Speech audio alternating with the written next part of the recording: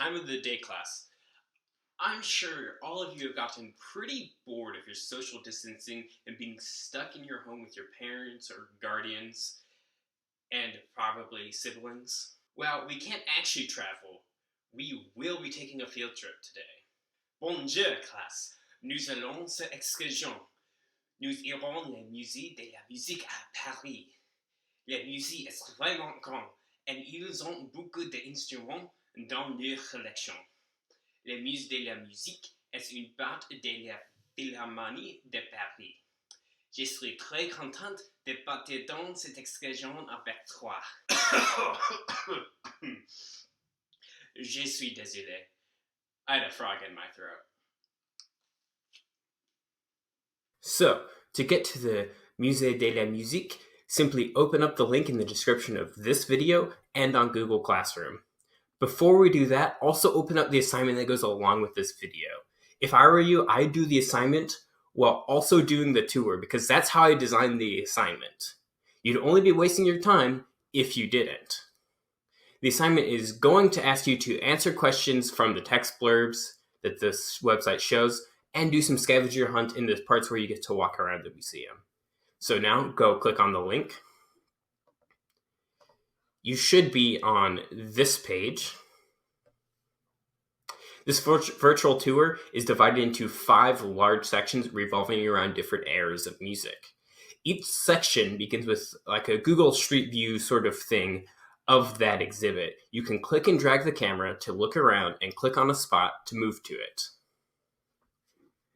Take some time to explore each collection and to find the first item in the scavenger hunt or whichever one relates to the exhibit we're looking at. If you are on a Chromebook, hit the Control and the Switch window button at the same time to do a screenshot. You're going to need to take screenshots of the things in the scavenger hunt. If you're still not sure how to do it, I've included a link on how to do it on a school Chromebook. If you aren't using a school Chromebook, just Google it. That is the fastest way to figure this out. So let's begin our tour. This is just the opening page. This has some text. I'm going to stop that video from playing. Each one of these text screens has a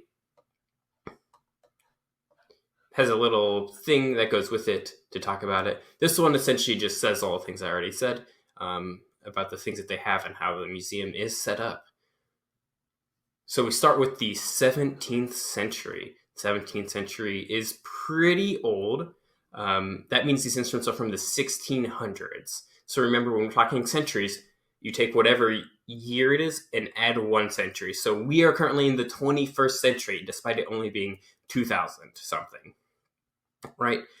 These are all pretty old, and we didn't really ever discuss this era of music in our class. But let's go to the museum, explore around a little bit. So it opens up. Wow, isn't this cool? So many cool things.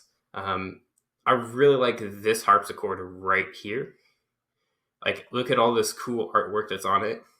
You don't really see craftsmanship like that nowadays. If we pivot around, I believe there's some guitars around. Yeah, who cares? I think this is pretty cool right here. So right here we have a cello, and this is a viola da gamba. A viola da gamba is very similar to a cello. In fact, that's you colloquially could consider them the same thing, but you'll notice that the viola da gamba has 7 strings right there. 7 strings, and half the neck is fretted, half does not have frets. It's pretty cool. Right over here is a picture of a dude playing it. Let's explore a little bit more. What else do we have? We've got some lutes.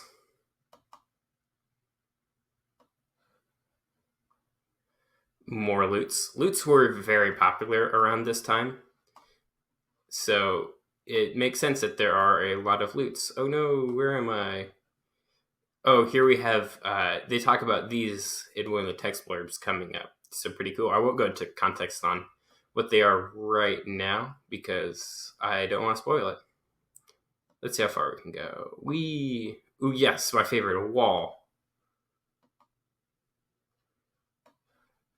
Oh, here are those guitars I was looking for.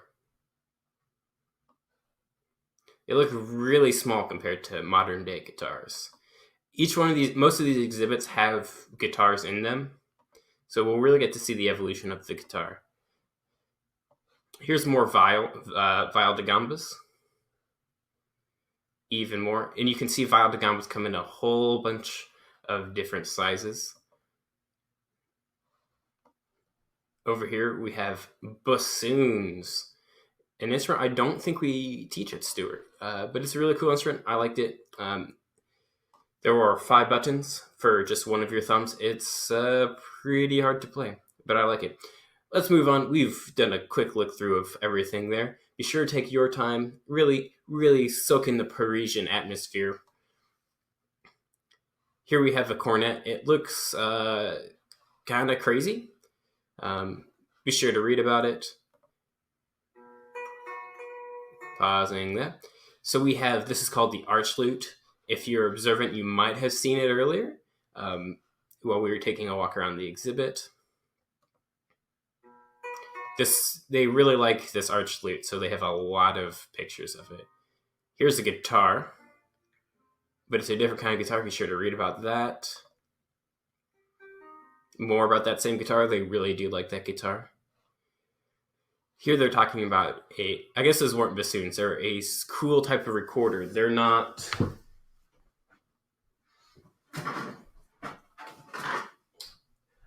I should have thought about this before I recorded it. They're not one of these recorders. An actual recorder actually sounds really nice. This sounds horrible.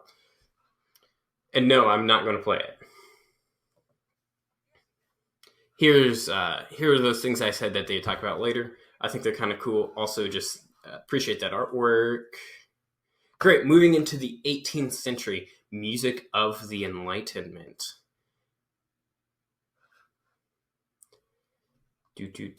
Have to pull up my script.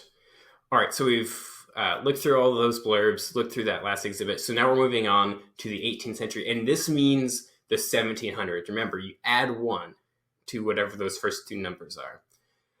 This would be the century that the United States became a country in 1776. So towards the end of this century, but still very much this century, J.S. Bach, Hayden, Mozart, and many other composers were alive during this time. A lot of the composers that you probably know offhand were busiest during this century. And since we're in Paris, a little bit of French history. The French Revolution, which you might remember from either all of the packets that we've done or maybe it was brought up in history, happens at the very tail end of this century in the 1790s. So let's explore a little bit. Great, so we open up, we get to see a whole bunch of cool harps. I really like the harp. There's a lot of really cool music for it, but unfortunately they are very expensive to play and to learn. So I have never actually played a harp, unfortunately. Here we've got a bunch of harpsichords. These aren't pianos, they are harpsichords. They play music differently. A piano has hammers which hit strings, whereas this plucks strings when you play the keys. It also, you can't play louder or quieter on a harpsichord. You can just play the harpsichord. Some of them you might see have 2 different keyboards on them, and that's to affect how loud you can play. One is louder than the other. Here's a good example of what I was talking about. You'll see that this harpsichord has two rows of keys. They call those manuals. One is louder than the other, offering different sounds and all that jazz. They have quite a few harpsichords here. They all look pretty cool. I am a fan of this. I think it's this one. Yes, this one just has this beautiful artwork. I think it's gorgeous. Here's more stuff related to harpsichords. Let's stop looking at harpsichords. I think we're all bored of harpsichords now, right? Good. Glad we're agreed. Also, they have some really cool just paintings here, which is fun. That guy looks pretty smug, haha, look at me with my flute. What have we got here? We have some bagpipes, which are cool. And then it may not seem very similar, but right here we have what's called a hurdy-gurdy. The reason that it's similar to the bagpipes is it also has a drone pitch. So it has a pitch which plays continually while you play notes on top of it, which also makes it very hard to necessarily use in an ensemble. Oh, geez, what's going on? Oh, no, that's not what I wanted to do.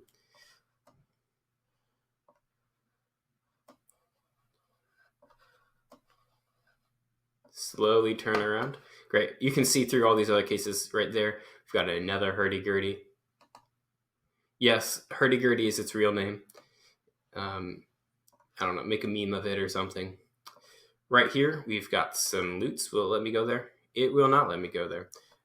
In this case right here, we've got some lutes. Lutes are very popular. They are like the guitar of the 18th century. Everyone had one, and everyone liked them. But you don't see them a lot in classical music, just for whatever reason. We've got some more viols right here. You can see that's pretty ornate. We've got a bit fancier from the last century. So let's move on real quick. Here's some nice harp music, talking about one of the harps from earlier. Harpsichord. Hear how that's different. This one is actually just someone talking in French. So listen to it if you want, but no translation will be provided. It's just talking. Well, you can read. I'm not going to read it to you. Oh, this one's really cool. Be sure to look at it. There will probably be a question about this one. 19th century. I have to go do a meeting, but I'll pick up in essentially 0 time from you. So that'll be fun. All right, I'm back. I did my wonderful meeting and had a burrito. So good time all around. All right, so we're on the 19th century now. The 19th century is the 1800s. This was when Beethoven was in his prime. A lot of his most famous works come from this century. This is also, as you can see on screen, the Romantic era.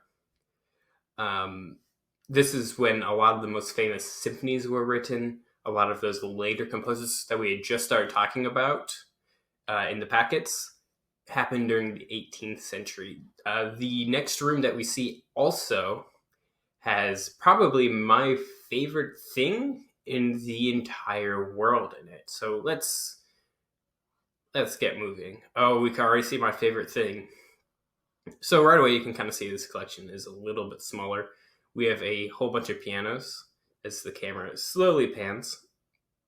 These pianos are pretty cool. We actually read about them later. They belong to Liszt and Chopin, 2 very famous pianists and composers.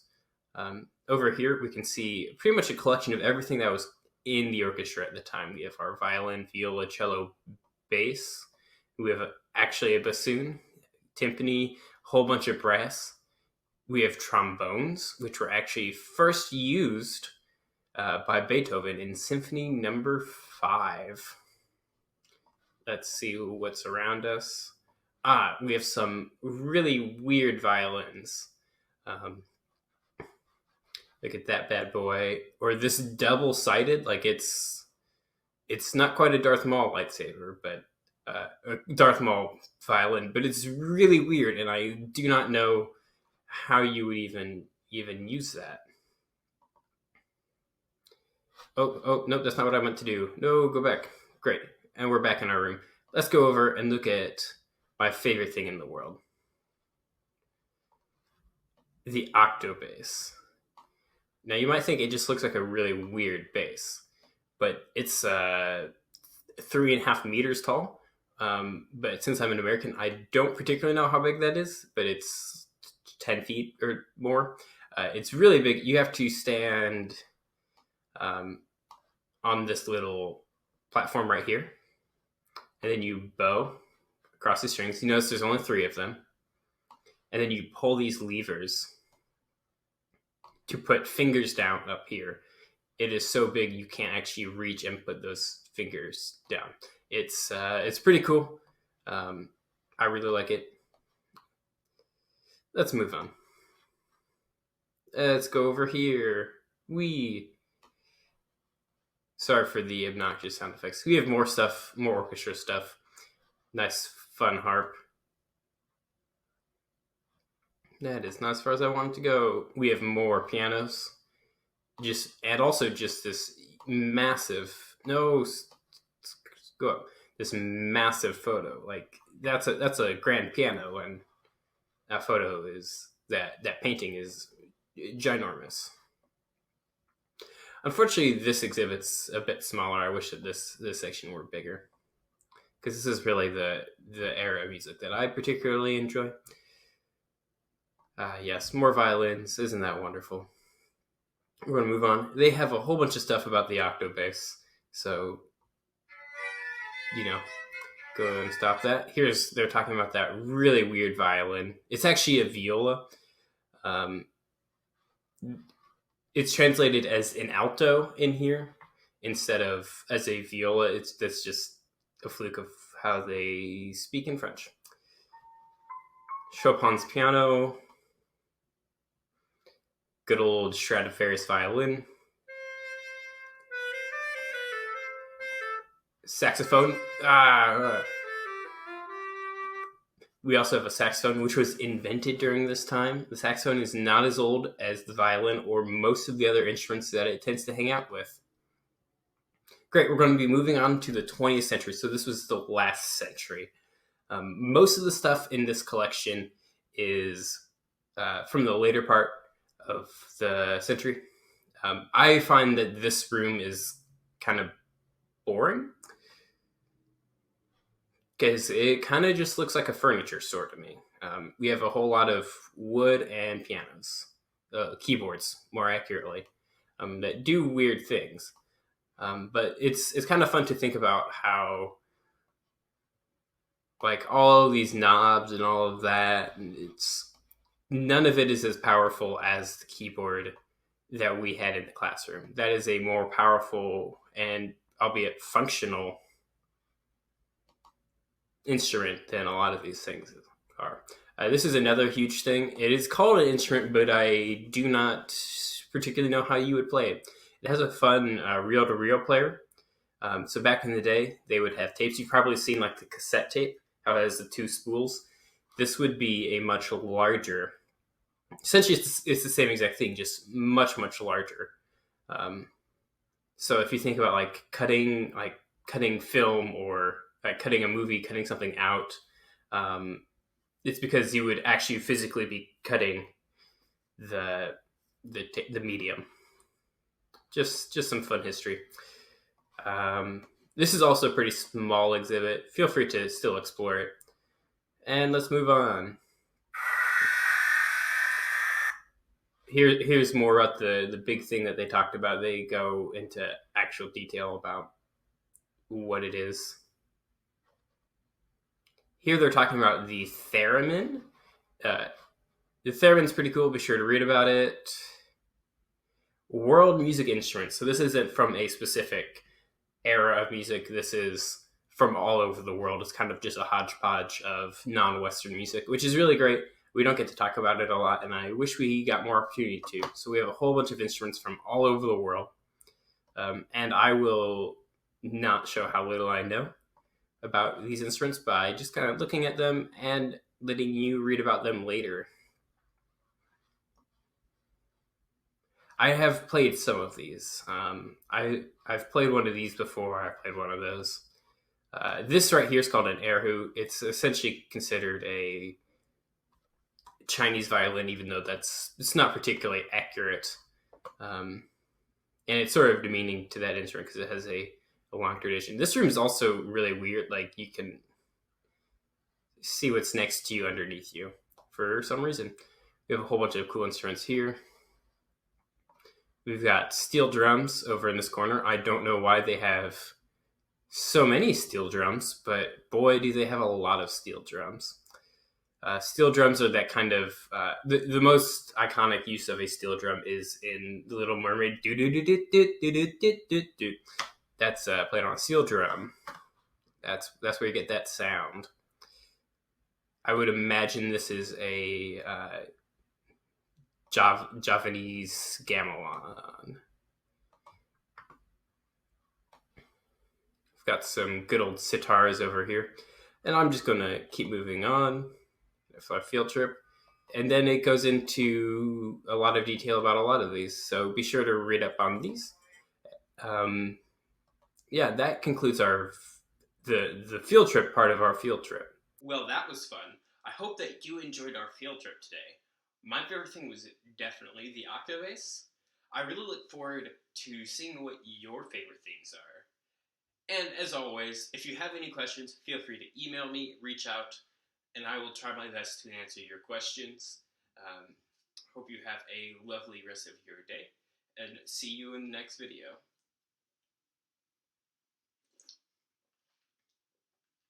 Grapes. For anyone concerned, this is grape juice.